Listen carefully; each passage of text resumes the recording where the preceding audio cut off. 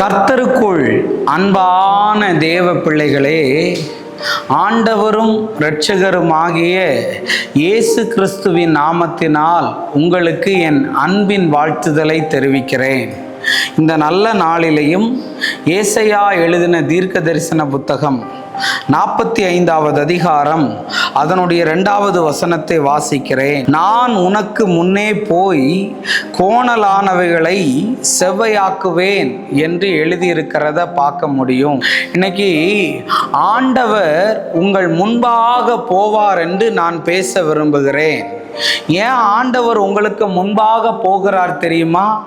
நீங்க போகிறதுக்கு முன்னாடி பள்ளம் எதுல இருக்குது, மேடு எதுல இருக்குது, குழி எதுல இருக்குதுன்னு பார்த்து சரி பண்ணுகிறதற்காகத்தான் உங்கள் முன்பாக போகிறார். அதனால தான் பைபிள் வசனம் சொல்லுது, நான் உனக்கு முன்னே போய். உன்னை விட அவர் ஸ்பீடா ஓடுகிற தேவன். அவரோட கூட யாரும் ஓடி ஜெயிக்கவே முடியாதுங்க.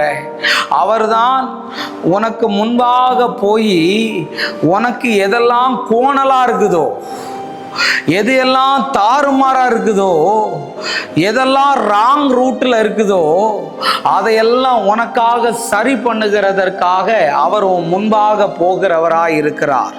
மீகா 2வது அதிகாரம் 13வது வசனம் சொல்லுது, தடைகளை நீக்கி போடுகிறவர் அவர்களுக்கு முன்பாக செல்கிறார்.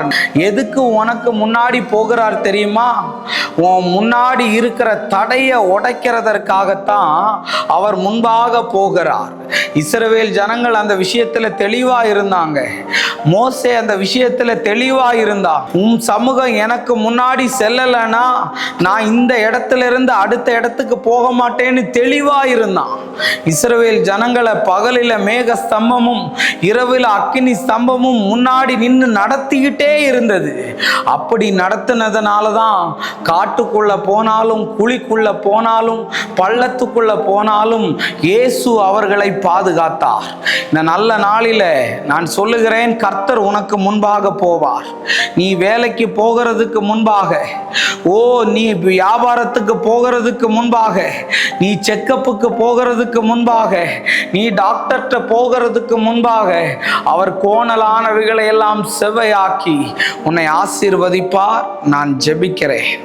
அன்பான நல்ல ஆண்டவரே, இந்த நேரத்திற்காக நன்றி சொல்லுகிறேன்.